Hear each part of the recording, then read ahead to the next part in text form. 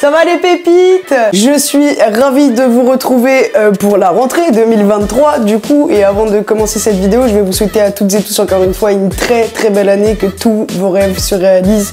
N'oubliez jamais que rien n'est impossible. Bon, vous m'aviez manqué, je me suis arrêté pendant 10 jours, j'ai pris des vacances, ça faisait un petit moment que j'avais pas arrêté les vidéos, etc. J'avais besoin de me reposer, je suis revenu en pleine forme et je sais que l'année 2023 va être complet chargée en actu politique. Du coup, aujourd'hui, c'est l'épisode 5 de Politique Ouch. On va parler actu politique et on va le faire comme d'habitude, c'est-à-dire avec simplicité et humour. C'est parti, générique. Vous pouvez pas augmenter le prix de la baguette. Non, nous n'allons pas bien. Tu vas la fermer. Vous me hurlez dessus. L'article 49, alinéa 3 de Bon progrès. Oh, je t'emmerde, je m'en bats les couilles. Venez. Ne créez pas d'ennui chez moi, s'il vous plaît.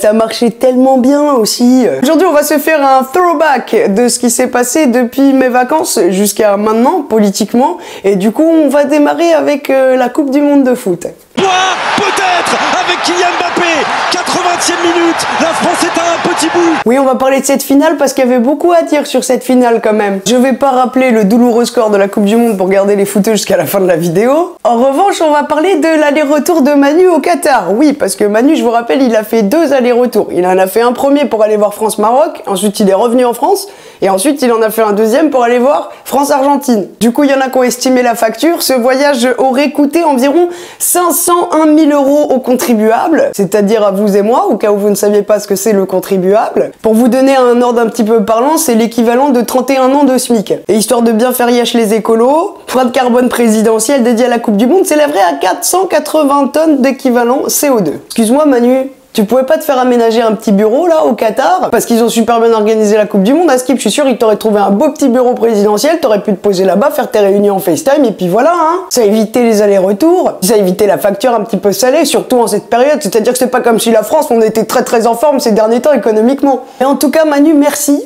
Parce qu'on a assisté à un match de foot incroyable, mais celui qui se passait dans les tribunes était pas mal non plus hein.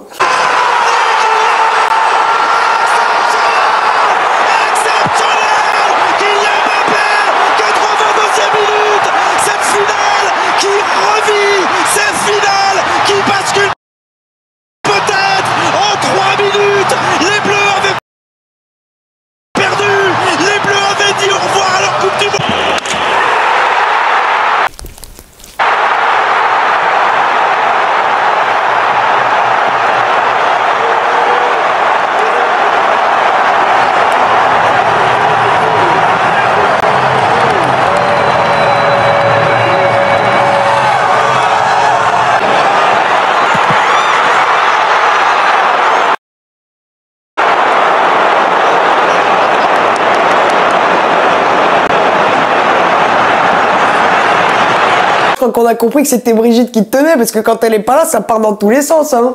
Si encore t'avais juste fait le fan hystérique et possédé en tribune, on aurait pu comprendre, quelques coupes de champagne, un voyage gratos, une loge présidentielle, il y a de quoi t'animer, tu vois. Et après, Manu...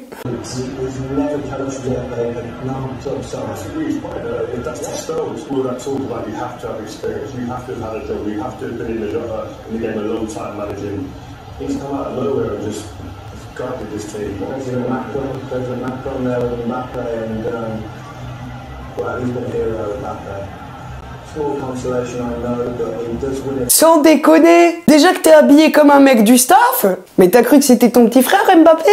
C'est pas ton ref, hein? T'as bien choisi le joueur, surtout, Manu. T'aurais pu prendre Giroud dans tes bras, ou Griezmann, n'importe qui. Non, t'as pris Mbappé, c'est pas pour rien. Ça s'appelle du lacom. Mais si t'es vraiment un fan de foot, comme tu le dis, normalement tu devrais comprendre que à peine 1 minute de la défaite, Mbappé il a pas spécialement envie de te voir sur le terrain. Et je crois que Deschamps était pas chaud non plus d'ailleurs. Vous avez vu le vent? Si, vous avez vu le vent. Bon, on se remet le vent, juste pour le kiff. Je te promets, Deschamps, il fait cette même tête de quand t'es en soirée avec tes potes et qu'il y a quelqu'un que tu veux esquiver toute la soirée. C'est genre, non, j'ai même pas envie de lui dire bonjour, s'il te plaît. Ouais. Quand j'ai vu l'image, je me suis dit, tu pourras pas faire plus fort en récupération. Mais j'ai repensé à tout ce qu'on s'était dit souvent dans mes vidéos, hein, avec les pépites. Et puis je me souvenais de cette magnifique phrase que j'ai dit plusieurs fois, c'est-à-dire qu'à chaque fois qu'on croit que vous pouvez pas faire mieux chez Renaissance, faites toujours plus fort. Rêver des millions de Françaises et de Français jusque-là, et encore aujourd'hui, ils ont vibré. Et vous avez fait rêver des milliards de gens qui ont regardé ce match. Parce que vous avez fait du grand football et du grand sport.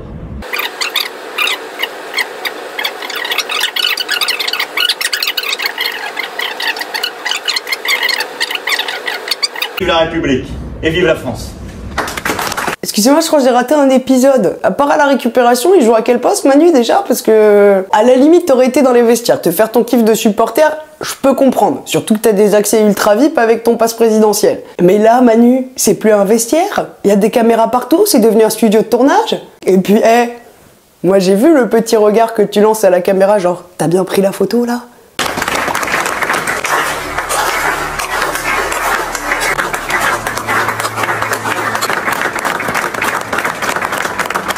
Tu m'étonnes qu'ils te mettent des vents. T'as fait le discours de Deschamps. Moi, je me demande si tu vas faire pareil avec l'équipe de natation au JO. Bon, si jamais tu peux mettre la tenue officielle aussi, comme t'as fait là pour le staff, ce serait pas mal, hein. On aura compris que tout ça c'est de la com, que j'estime personnellement un petit peu raté. Mais le pire, c'est que ça a marché. La cote de popularité de Manu, elle a augmenté grâce à la Coupe du Monde. Et alors pour moi, c'est un comble, hein. Autant vous dire que je l'aurais jamais laissé faire ça si j'étais son équipe. Et ça fonctionne.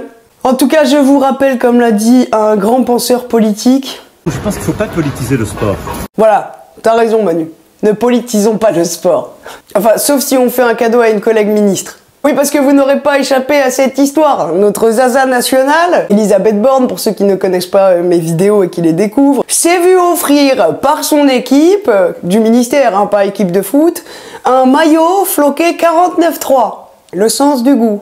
La vanne est bonne, hein, mais ce qui serait bien, ce serait de prendre conscience du fond de pensée de la vanne, parce que dans une vanne, il y a toujours un sens, logiquement. Là, ton équipe, ils ont sous-entendu que t'étais capitaine du 49.3. Alors le pire, c'est que Zaza était trop contente, donc elle a commencé à enfiler son maillot et tout machin. Il y a des gens qui ont commencé à sortir des caméras portables et tout, et là, l'équipe com est arrivée en courant en disant enlève vite le maillot parce que ça va faire un bad buzz, tout ça. Qu'on l'ait vu avec ou pas, de toute façon, le buzz, il est là, hein. Moi, je me demande, Zaza, si t'es cap de le mettre le jour où tu vas aller annoncer le 49.3 sur la réforme des retraites à l'Assemblée. Franchement, là, je dirais respect. Là, moi, je t'imagine bien arriver à l'Assemblée avec, bon, une petite veste détenue de Zaza en dessous, tu vois, et bim, le t-shirt dessus, et même pas tu parles. Mon gouvernement, on a engagé la responsabilité de... Voilà. Au moins, on se dirait, bon bah là, elle assume. Je dis après la meilleure équipe a gagné, mais très beau match. Et je vais passer un message pour Manu. En fin de compte, Manu, on n'oublie pas, on pardonne pas. Et pour nous mutiler, pour nous blesser, pour nous incarcérer, parce que la lutte pour nous continue, pour l'avenir de nos enfants. Qu'est-ce que vous voulez dire aux joueurs de l'équipe de France ce soir? Aux joueurs de l'équipe de France, ils ont très bien joué, mais Emmanuel Macron a fait Alors, beaucoup de blessés. et vous avez vibré comment ce match? Vous avez vibré comment ce match? Beaucoup. En fait, ce qui était important de la part des supporters français. On continue ce voyage entre mes vacances et maintenant à bord du TGV SNCF en direction des grèves. Pour pas changer, c'est toujours pareil. Ça fait 24 ans que je les supporte, j'en ai ras la casquette. Faut dire à la SNCF que c'est vraiment des cons. Ah ouais, C'est ça, la SNCF. SNCF, des nuls, des nuls, des nuls. La SNCF, vous êtes des connards. Vous n'avez pas échappé à la grève SNCF pendant les vacances de Noël. J'avais pris mon téléphone pendant mes petites vacances pour vous faire un TikTok et vous expliquer quand même la subtilité de ces grèves. En fait, cette grève est à l'initiative d'un collectif de 3500 contrôleurs qui sont nés sur Facebook et qui ont envoyé des préavis de grève aux syndicats pour les diffuser. Les syndicats ne soutenaient pas la grève. J'avais mon petit point de vue dessus en disant les gars, vous avez peut-être mal choisi votre jour, hein, ça c'était pas forcément une bonne chose. Quoique s'ils l'ont fait, c'était justement pour qu'on en parle. Mais derrière, on a eu les chiffres des bénéfices de la SNCF. Bah, vu les prix des billets de train, si vous voulez, je suis pas très étonné. Bénéfice record pour la SNCF, 2,2 milliards d'euros en 2022, selon des chiffres qui ont été révélés par Le Parisien. En revanche, ce qu'il faut quand même noter avec la SNCF, c'est que la loi loi exige que 60% des recettes de la SNCF soient versées à ce qu'on appelle un fonds de concours. C'est une caisse qui finance la modernisation des rails. Par conséquent, 2,2 milliards d'euros, c'est très loin d'être suffisant pour remettre à flot le réseau ferroviaire français, qui est clairement vieillissant et très sous-financé. En revanche, la SNCF, faire des billets de train qui partent de Biarritz pour aller jusqu'à Paname à 183 €, c'est quand même du jamais vu. Hein. Là, il y a un gros souci. Hein. Et par conséquent, on peut comprendre ce qui se prépare pour le mois de janvier. Parce que cette fois-ci, c'est pas les contrôleurs, c'est pas les cheminots, c'est pas les conducteurs de train, ce sont les voyageurs qui m'ont appelé à faire grève. L'objectif est de protester contre les suppressions de trains engendrées par les mouvements sociaux et de demander une indemnisation des abonnés. Parce que si les voyageurs uniques, c'est-à-dire les gens qui voyagent en achetant juste un billet de train, ont été remboursés à hauteur de 200%. Alors ils ont dit 200%, mais en fait c'est 100% de ton billet remboursé plus bon d'achat derrière. Les usagers qui ont des cartes d'abonnement, c'est-à-dire des gens qui peuvent payer jusqu'à 600 € par mois, eux n'ont pas eu de remboursement par la SNCF. Ils ont donc décidé de monter un mouvement. Le principe est simple, c'est de se réunir dans le wagon-bar et de dire on ne paiera pas nos billets de train. La démarche a d'ores et déjà été soutenue par plusieurs élus locaux, dont les députés et sénateurs de l'Indre-et-Loire qui ont envoyé des courriers au ministre des Transports Clément Beaune. Il faut savoir qu'il y a 10 ans, l'association Tourangelle avait déjà organisé une grève des usagers. Les gens qui faisaient grève faisaient bloc dans le wagon-bar et les contrôleurs n'osaient pas demander les billets. Cette initiative a été propagée à plusieurs autres lignes comme Paris-Lille ou Paris-Le Mans et ça avait permis aux usagers de la SNCF d'obtenir une indemnisation. Sans transition, on passe à la veille de Noël. La veille de Noël, pendant qu'on préparait nos dîners, qu'on achetait les cadeaux de dernière minute, que les chaînes d'infos étaient en boucle sur les repas pas chers que vous pouvez faire pendant les fêtes avec vos proches, le gouvernement, lui, est passé tranquillou un petit décret dans notre dos, comme ça, pour réduire de 40% la durée d'indemnisation chômage si le chômage était inférieur à 6%. En gros, ça fait un temps d'indemnisation quasi divisé par 2. Hein. Et lundi, c'est-à-dire ce lundi-là, la petite marche arrière de Zaza qui était sur France Info et qui a déclaré ceci. Prévoit un nouveau durcissement de la réforme de l'assurance chômage. Je m'explique, si le taux de chômage passe sous la barre des 6%, les chômeurs verront leur durée d'indemnisation raccourcie de 40%. Clairement, les syndicats disent que ce n'était pas dans les négociations et que vous les avez pris en traître parce qu'en plus, le projet de décret a été dévoilé juste avant Noël. Qu'est-ce que vous leur dites ? Alors, le décret n'est pas une surprise. Hein. Ça fait des mois que le ministre du Travail a des concertations avec les organisations patronales et syndicales sur un principe qu'on veut introduire pour l'assurance chômage, qui est de dire que les règles évoluent selon la situation du marché du travail. Mais pas les 40%. Et ça, par les syndicats disent que ce point n'avait jamais été abordé. Dans la situation actuelle, on prévoit, puisqu'il y a beaucoup de tensions de recrutement, hein, je pense que toutes les entreprises vous disent qu'elles ont des difficultés à recruter, donc on prévoit de passer d'une indemnisation de 24 mois à 18 mois. En effet, l'hypothèse, on a voulu être transparent en affichant toutes les situations et les règles qui s'appliqueraient, y compris si le taux de chômage, ce qu'on souhaite évidemment, passe en dessous de 6%. Moi, j'entends que ce point n'a peut-être pas suffisamment fait l'objet de discussion, donc nous allons le retirer. Ce troisième niveau du décret qui entrera en vigueur au 1er février, et nous remettrons ce sujet dans la concertation sur les futures règles de l'assurance chômage. On notera quand même la petite phrase, hein, et nous remettrons ce sujet dans la concertation sur les futures règles. Donc ne pensez pas qu'un décret supprimé par Renaissance, c'est un décret qui disparaît. C'est un décret qu'on remet dans le tiroir pour le ressortir à un moment. Retrait définitif. Il n'y a pas de loup pour les syndicats qui nous écoutent ce matin. Il n'est plus question de réduire de 40%. Attendez, notre intention, elle est transparente. Si le chômage atteint est à moins de 6%, alors on pense que c'est la bonne règle d'indemnisation. C'est sur la table. Mais dans le décret qui rentrera en vigueur le 1er février, comme on n'est pas à un taux de chômage de 6%, nous retirons cette règle, nous la remettrons dans la concertation pour les futures règles de l'assurance chômage. Pour moi, ça sous-entend très clairement, pour l'instant, on le retire parce qu'on va déjà foutre un grand bordel avec la réforme des retraites, on va pas en remettre une couche, mais on se le garde sous le coude quand on leur aura fait avaler la réforme. Ça sonne quand même vachement comme ça, hein, Zaza. Hein. Ça y est, maintenant on vous connaît, quoi. D'ailleurs, je me dis que vous devriez peut-être embaucher des gens qui font pas partie de votre gouvernement dans vos équipes, parce que c'est des gens qui vous apporteraient vraiment la vision de l'extérieur sur ce genre de choses. Et vu qu'on parle de chômage, de Pôle emploi, etc., j'en profite également pour vous dire que Pôle emploi a battu un record avant 2023, celui du nombre de radiations. 58 000 demandeurs d'emploi ont été radiés des listes Pôle emploi en novembre. C'est une hausse inédite de 19%, soit 9 400 radiés de plus par rapport à octobre. Allez, après le 23, passons au 24 décembre. Le 24 décembre au soir, à moins que vos trains aient été supprimés. Faut pas trop la maline non plus, hein, Zaza. Hein. Vous étiez sûrement avec vos familles en train de dévorer vos repas de Noël et subir ces petites phrases qu'on aime tous. Et alors, t'as 30 ans? Toujours pas marié? Toujours pas d'enfant?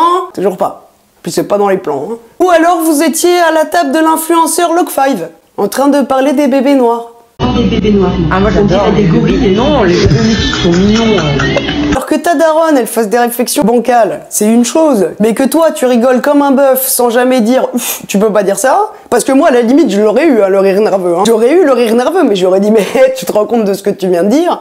Non, toi pas, tu rigoles, et en plus, tu postes le truc en story. Derrière, tu sors une justification sur le fait que vous parliez du bébé de Rihanna et que vous lisiez des tweets. Vous voyez, écrit la poste là aussi, hein. Enfin, il suffisait de dire pardon, ma mère a merdé, c'est une phrase raciste, ce n'est pas acceptable que je poste un truc comme ça en story, moi qui ai plus de 2 millions de followers. Je pense qu'il perdra pas ses abonnés de toute façon. En tout cas, moi je n'accepte pas, donc je me suis désabonné et c'est vraiment con parce que je le trouvais très drôle ce gars. Pendant que chacun partageait ses dîners de famille à sa sauce, hein, Manu, lui, jouait l'homme populaire, classique, normal. Qu'est-ce qu'il a fait le 24 décembre? Il est parti au bowling. Samedi 24 décembre, Manu s'est rendu au AK Bowling Maurepas dans les Yvelines. Ça me rappelle, tu sais, les pubs qu'il y avait au cinéma à l'époque. AK Bowling Maurepas vous accueille tous les jours de 8h à 20h. Manu, tu l'as pas choisi pour rien, celui-là aussi, mais tu fais tout à l'envers, c'est pas possible, hein. Un bowling à Noël pour se faire passer pour quelqu'un de simple et populaire. Mais qui va au bowling à Noël, Manu? Je connais pas grand monde qui passe au réveillon avec des quilles. La seule explication que je vois, c'est que toi et Brigitte, vous fantasmiez sur un bowling depuis très longtemps, que si vous aviez fait construire une piste à l'Elysée, ce serait pas très bien passé, tu vois. Et du coup, vous vous êtes dit, le seul moment où on va être tranquille et on n'aura personne sur les pistes, ça va être la veille de Noël, le 24 décembre, pendant le réveillon, tout le monde sera à table. Viens, on va taper des quilles. Et c'est ce qu'ils ont fait. Manu, Brigitte et ses proches ont donc passé plus de 2 heures dans l'établissement, le temps de jouer 1 ou 2 parties de bowling. Le déplacement est resté secret le plus longtemps possible. Une source policière a d'ailleurs précisé « Nous avons mis en place le dispositif de sécurité habituel lors d'un déplacement présidentiel. » Donc dispositif très discret, hein.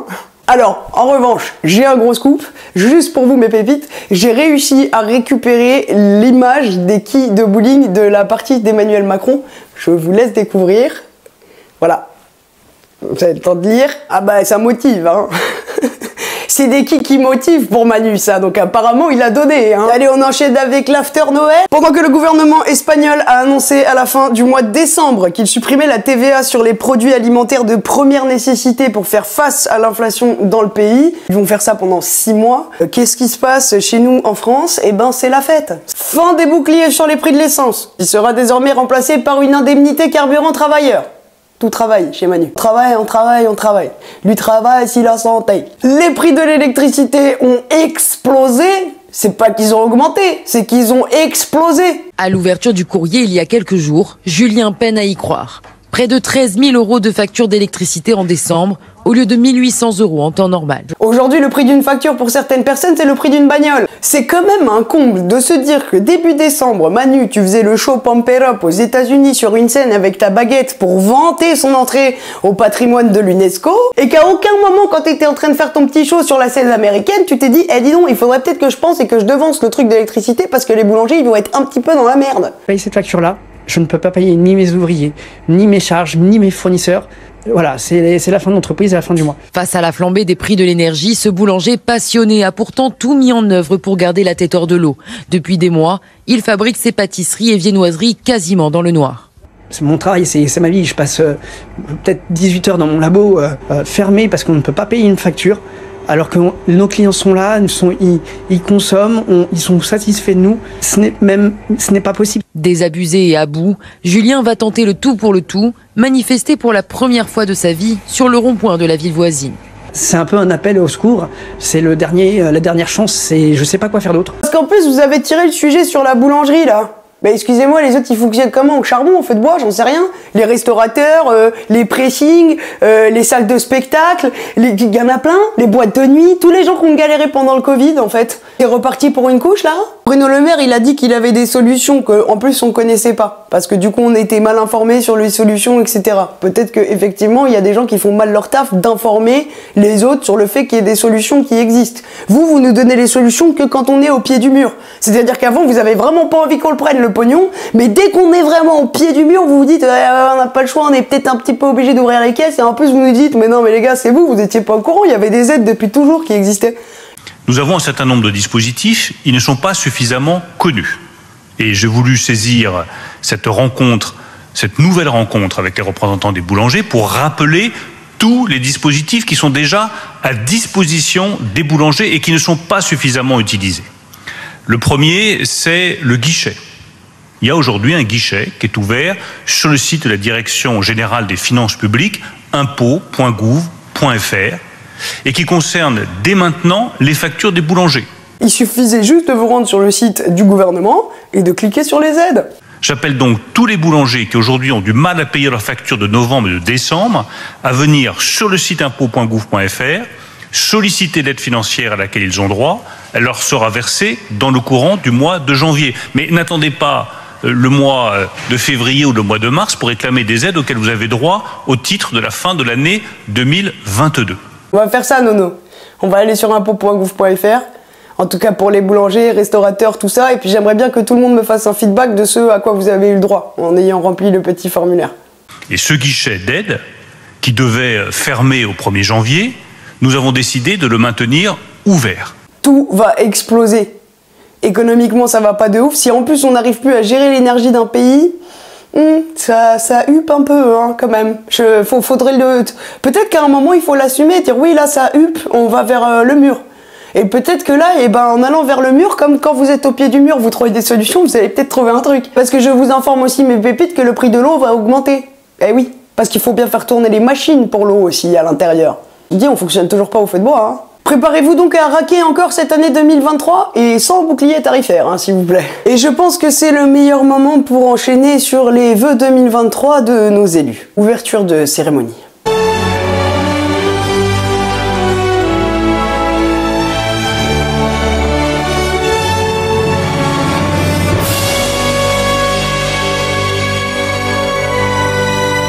Nommé dans la catégorie acteur de l'année, Olivier Faure.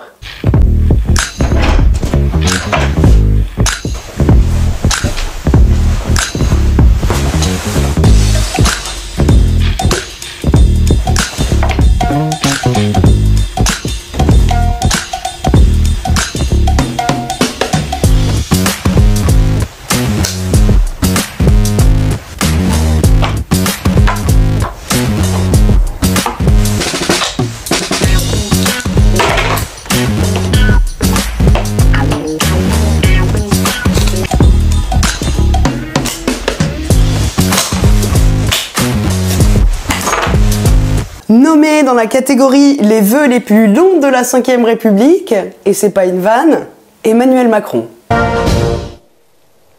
Mes chers compatriotes, pour la 6e fois, j'ai le privilège de partager avec vous ce moment des vœux. Avec vous, officiers et soldats dans notre armée qui nous protégeaient, avec vous, policiers, gendarmes, pompiers, forces de sécurité, sauveteurs en mer, qui veillaient sur cette soirée. Avec vous, médecins, soignants, patients. Avec vous, agents publics qui assuraient la continuité de nos services. Avec vous, citoyens engagés aux nouveaux défis géopolitiques et à la multiplication des conflits. Prospérité et de solidarité. Vive la République. Vive la France. 19 minutes 40 pour dire bonne année. Et voilà les conneries que t'as sorties à l'intérieur. Entre on pouvait pas prévoir la crise climatique. Des propos pour lesquels le président de la République a été critiqué dans ses vœux du 31 décembre lorsqu'il a dit que qui aurait pu imaginer les crises climatiques que nous avons connues au cours de cette année 2022. Est-ce qu'il a abordé cette question au cours du Conseil des ministres, celle de la transition écologique et de la planification? On parle bien du président de la République qui vient d'obtenir à Montréal, il y a 2 semaines, une victoire mondiale pour préserver la biodiversité.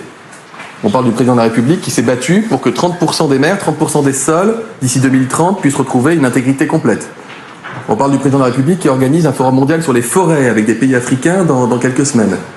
On parle du président de la République qui a fait en sorte que la France soit le premier pays à prôner la neutralité carbone d'ici à 2050. On parle du président de la République qui a obtenu au niveau européen l'interdiction de vente de véhicules thermiques d'ici à 2035.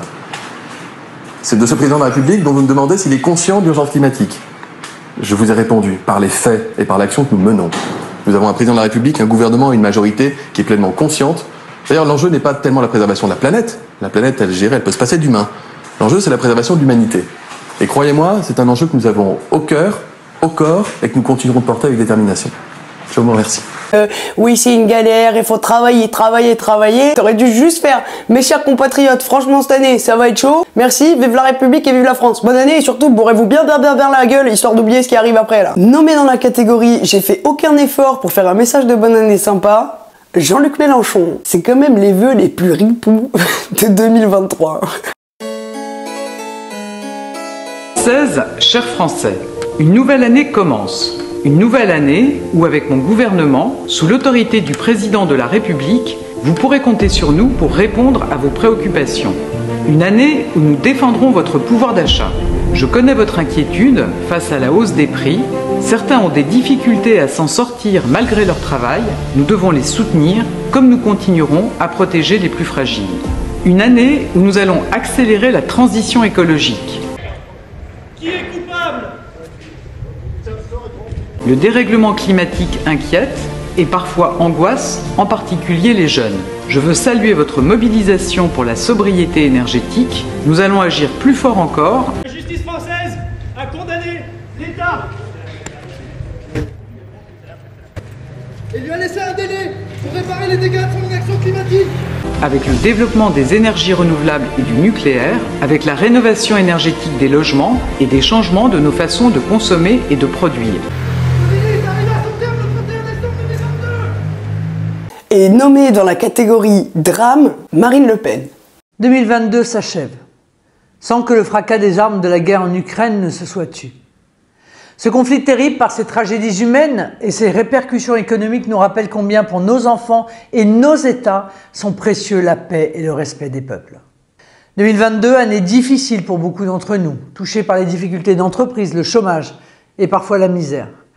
Année compliquée pour notre pays avec une crise de l'énergie quasi inédite, des pénuries et des ruptures d'approvisionnement, une inflation mal maîtrisée, une dette abyssale, une violence quasi endémique. Franchement, j'ai vu la vidéo de Marine, je me suis dit pourquoi je vis encore? Et la Palme d'Or est attribuée à tout le monde, parce que vous m'avez vraiment bien fait marrer. Ça m'a donné une idée, peut-être qu'un jour je ferai vraiment une vraie cérémonie comme ça, avec des politiques. Après les vœux de nos élus et après votre soirée du 31 décembre, le 1er janvier vous êtes peut-être passé dans un fast-food, chercher un bon gros burger pour nettoyer la cuve de la veille. Vous avez peut-être remarqué que les emballages avaient changé. Fini les emballages carton et papier, désormais place au plastique et qui se lavent en plus, parce qu'en fait on les réutilise. Mais moi il y a un truc que je capte pas dans la logique là. À quel moment utiliser du plastique c'est plus écologique que d'utiliser du papier et du carton? En plus on est dans une période où l'électricité est plus chère, donc si on part du principe que vous utilisez des lave-vaisselle pour nettoyer les trucs dans lesquels on mange, du coup vous allez consommer encore plus pendant qu'on est en train de nous dire sans arrêt je coupe, j'éteins, je baisse, je décale pour réduire ma consommation énergétique. Cette décision n'a absolument aucun sens.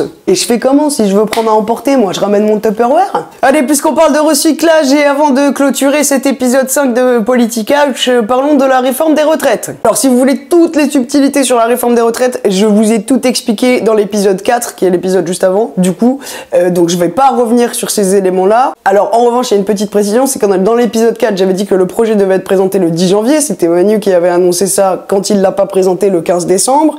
En réalité, elle sera finalement présentée en Conseil des ministres le 23 janvier prochain, puis étudiée en grande consultation à la mi-février. Cette réforme des retraites, depuis 2017, ça fait ça. Hein. Je t'ai dit, à un moment donné, Manu, faut écouter les signes. Personne ne veut de cette réforme, même pas la vie. Et je te rappelle que la plupart des Français sont contre. En attendant, c'est relou parce que moi je suis né au mois de janvier, le 9 janvier c'est mon anniversaire, et là depuis quelques années, il y a toujours des événements ripoux autour de mon anniversaire. Je prends déjà un an dans la gueule en début d'année, vous voulez pas juste me laisser un peu de souffle là, tranquillou, politiquement? Parce que moi là je sais d'avance, 2023 j'ai du boulot hein. Ça Manu, merci, je te jure tu me donnes du taf. Il y a un moment donné, il va peut-être même falloir qu'on prévoie une rencontre, un truc, tu vois. Je suis sûr que ça créera quelque chose. T'es mon collègue numéro 1 en ce moment. Je vous rassure mes pépites, je vais surveiller tout ce qui se passe avec cette réforme des retraites et je vous en informerai dans mon TikTok puisque pareil là c'est retour des vacances donc je vais reprendre les vidéos tous les soirs du lundi au vendredi, à part le jeudi puisque je poste ici sur TikTok. Hier c'était la rentrée ministérielle avec cette fameuse tradition où on arrive au palais à pied. Et la musique de la vidéo qui suit est totalement originale. Hein.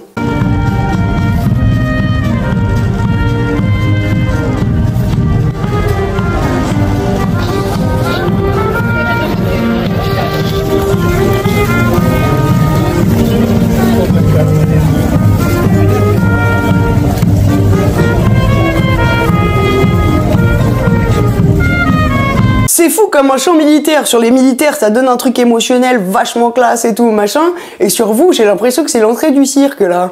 Qui est le dresseur de fauves? C'est Zaza? On notera quand même la première ligne de marche, hein. Ministère de l'Intérieur, ministère du Travail, Premier ministre et ministère des Armées. Darmanin, Borne, Lecornu, Dussault, quelle brochette! Bonjour 2023. Notez aussi que le 7 janvier, les Gilets jaunes ont appelé à manifester et la date n'est pas choisie anodinement. Hein. On sait très bien ce qui arrive ces prochains temps, donc forcément ça réveille les mouvements. La réforme des retraites, ça va être encore une grosse cassure entre le gouvernement et les gens qui vont aller dans la rue là justement. J'ai vu que toutes les chaînes d'infos commençaient à dire est-ce qu'on peut croire un retour des Gilets jaunes, machin et tout. En gros, ils rêvent qu'il y ait du bordel histoire qu'ils aient des belles images le 7 janvier. Et je suis pas certaine forcément qu'il y ait un retour, en tout cas je pense qu'il va y avoir de plus en plus de gens dans la rue, puisqu'on voit même l'état des boulangers en ce moment, etc.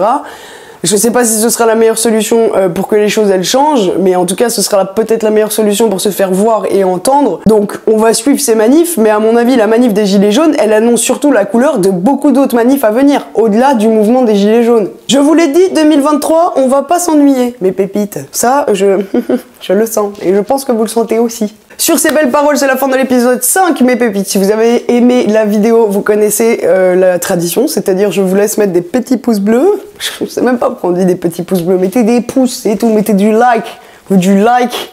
Mettez des likes. N'hésitez surtout pas à partager la vidéo avec vos amis, vos communautés, votre entourage, etc. Je vous l'ai déjà dit, le but c'est qu'on fasse vivre cette chaîne YouTube au moins autant qu'on fait vivre mon TikTok.